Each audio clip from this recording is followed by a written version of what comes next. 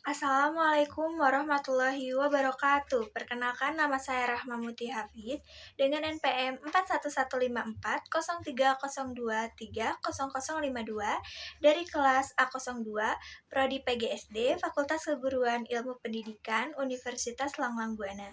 Video ini saya buat untuk memenuhi tugas UAS mata kuliah IPS di SD dengan dosen pengampu Ibu Desi Rahmawati, SPD MPD. Assalamualaikum anak-anak, apa kabar hari ini? Alhamdulillah. Ibu harap kalian selalu sehat terus dan tetap semangat untuk mengikuti pembelajaran hari ini. Sebelum memulai pembelajaran, alangkah baiknya kita berdoa dulu. Berdoa dalam hati dimulai. Berdoa selesai.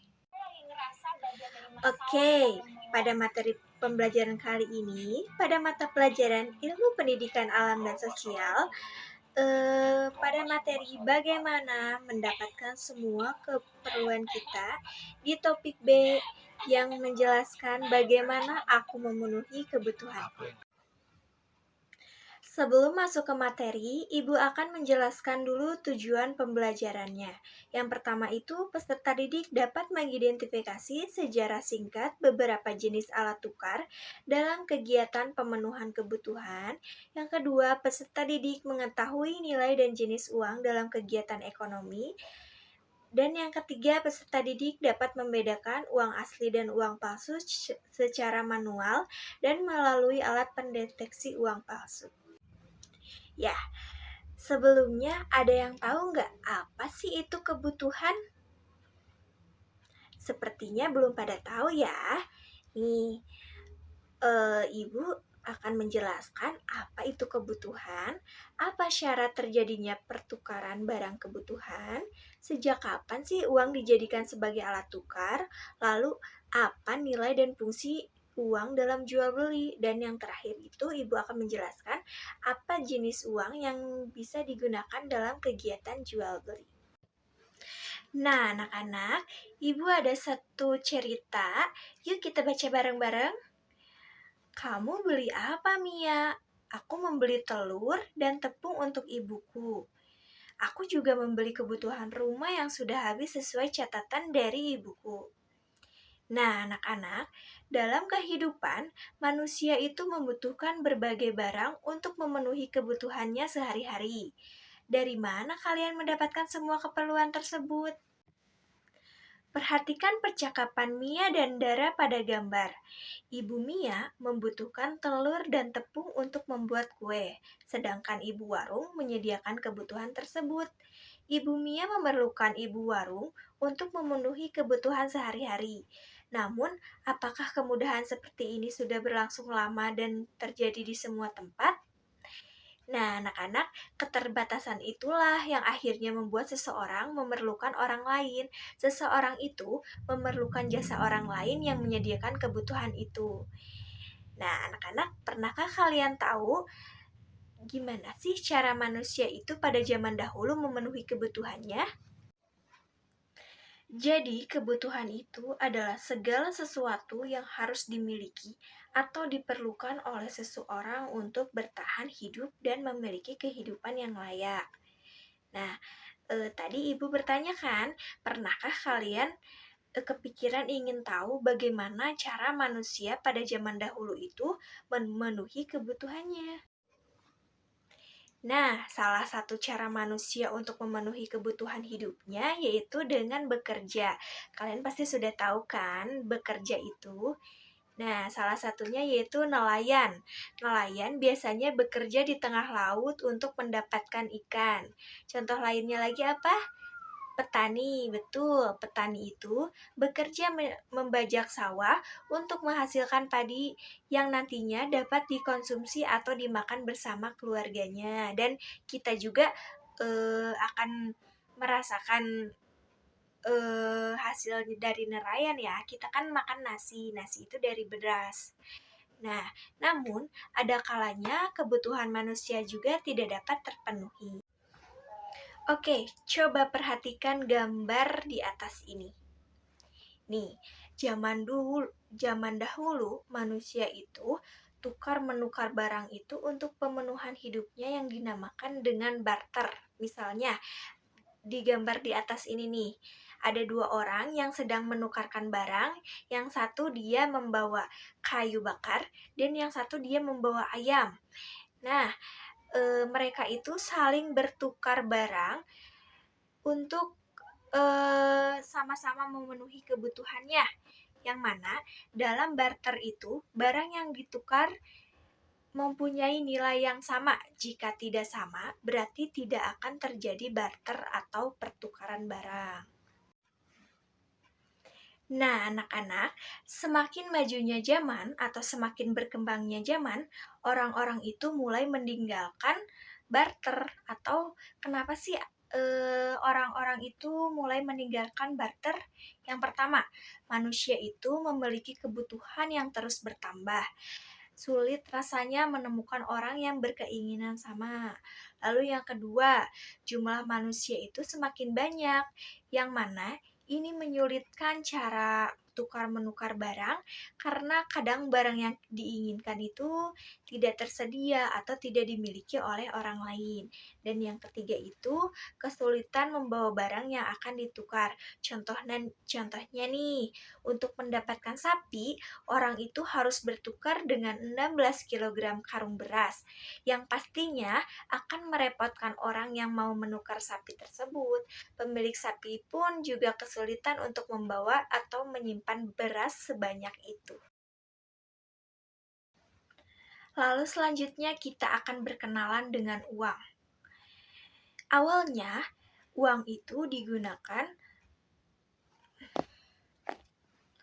Lalu selanjutnya kita akan berkenalan dengan uang. Awalnya, digunakannya uang itu tidak diketahui pasti. Jadi orang-orang itu tidak tahu apa sih gunanya uang.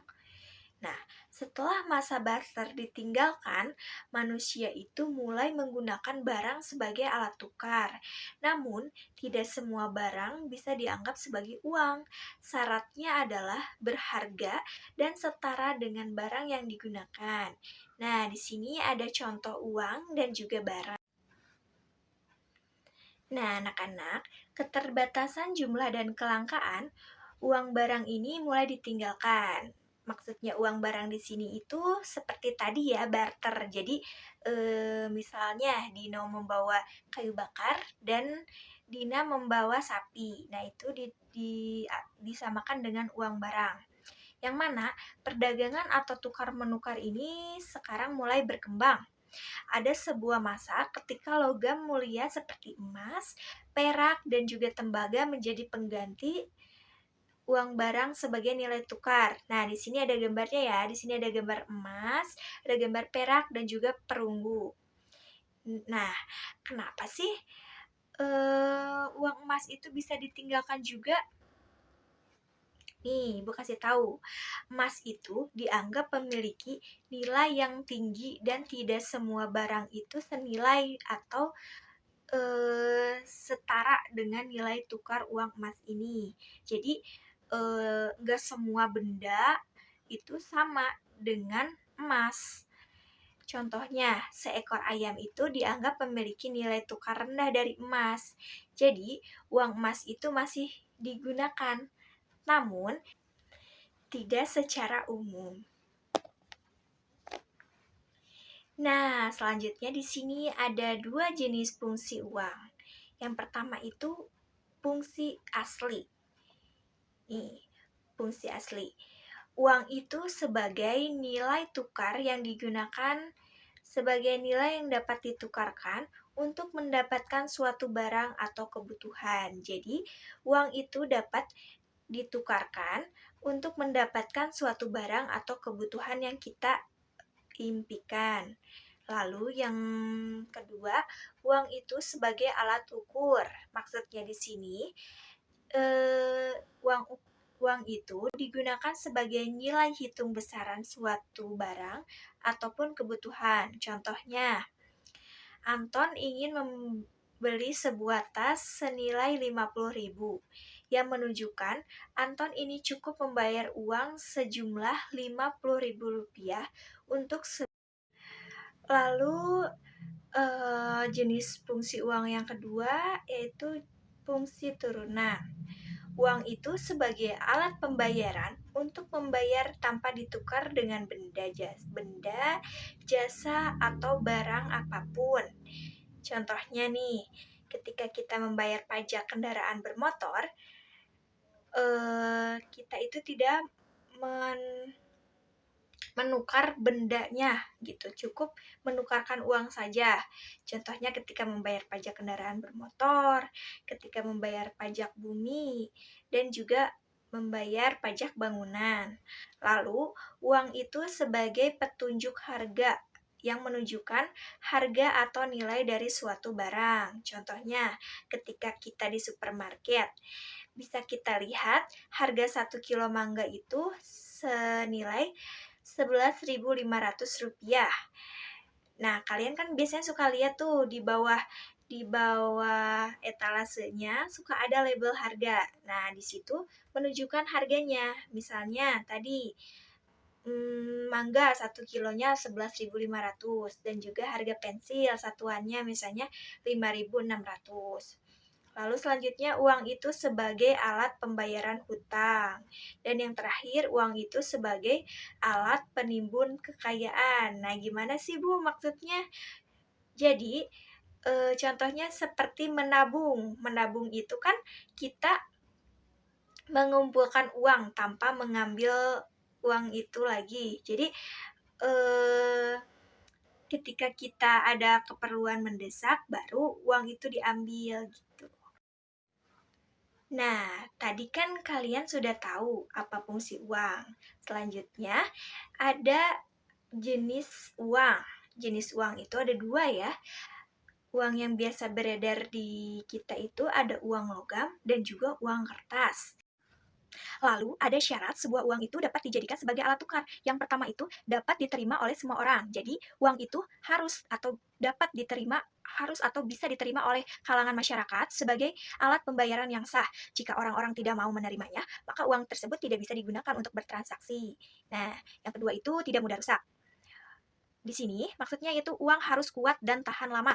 Jika mudah sobek, hancur, ataupun rusak karena air ataupun cuaca, maka uang tersebut tidak akan bertahan lama dalam peredaran. Jadi uang itu dibuat sekuat mungkin atau setahan lama, tidak mudah lecek atau tidak mudah sobek bila terkena air. Lalu yang ketiga itu bernilai stabil atau nilainya stabil. Nah, di sini uang itu harus memiliki nilai yang tetap atau tidak berubah drastis dalam waktu yang singkat. Jika nilai uang itu sering naik turun, maka orang-orang itu akan sulit menggunakannya untuk bertransaksi. Lalu yang keempat itu mudah dibawa. Nah, uang itu dibuat praktis dan tidak merepotkan saat dibawa kemana-mana. Nah, jika uang itu dibuat terlalu besar ataupun terlalu berat, maka orang-orang itu akan kesulitan dalam menggunakannya di kehidupan sehari-hari. Lalu yang kelima itu bisa dibagi menjadi pecahan tanpa mengurangi nilai. Jadi, uang itu harus tersedia dalam berbagai nominal. Misalnya kan ada uang 1.000, ada uang 5.000, ada uang 10.000, ada uang 20.000. Nah, bermacam-macam kan? Kenapa di banyak nominalnya itu agar bisa digunakan untuk transaksi kecil maupun besar. Jika tidak ada pecahan kecil itu transaksi akan sulit dilakukan. Lalu yang keenam itu terbatas dan sulit dipalsukan. Nah, jumlah uang itu harus dikendalikan agar tidak beredar terlalu banyak yang bisa menyebabkan inflasi. Jadi, kalian kadang suka bertanya kan, kenapa Bu tidak mencetak uang saja yang banyak biar kita kaya? Itu tidak bisa, karena ketika kita mencetak uang banyak, itu bisa menyebabkan inflasi atau uangnya banyak tapi kebutuhannya itu tidak ada gitu. Nah, selain itu, uang itu harus memiliki fitur keamanan agar tidak mudah dipalsukan oleh orang yang tidak bertanggung jawab. Nah, itulah alasan mengapa uang itu memiliki bentuk, bahan, dan desain tertentu yang memenuhi syarat-syarat di atas. Anak-anak, kita itu harus berhati-hati dalam menerima uang. Kalian sudah tahu belum cara membedakan uang asli ataupun uang palsu? Nih, Ibu kasih tahu dulu ya. Cara mengetahui uang asli atau uang palsu itu dengan menggunakan cara 3D. Yang pertama, dilihat, diraba, dan diterawang.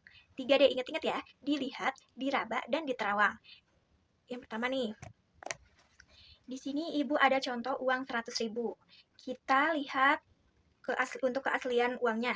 Kita lihat dulu ini, lalu kita raba di sini dan diterawang. Nah, pengelolaan uang pun juga harus hemat. Rencanakan kebutuhan kalian dan gunakan sepenuhnya. Jangan lupa simpan sebagian untuk ditabung. Baik anak-anak, untuk pembelajaran hari ini sudah selesai dan kita cukupkan sampai di sini. Tadi kita sudah belajar mengenai apa itu kebutuhan dan uang yang dijadikan sebagai alat tukar. Nah, untuk pembelajaran selanjutnya, kita akan membahas kegiatan jual beli sebagai salah satu pemenuhan kebutuhan. Oke anak-anak, selesai sudah materi pembelajaran kita hari ini. Cukup sekian ya penjelasan dari Ibu hari ini. Mudah-mudahan kalian paham dan mengerti dengan yang Ibu paparkan tadi. Terima kasih anak-anak semuanya. Wassalamualaikum warahmatullahi wabarakatuh.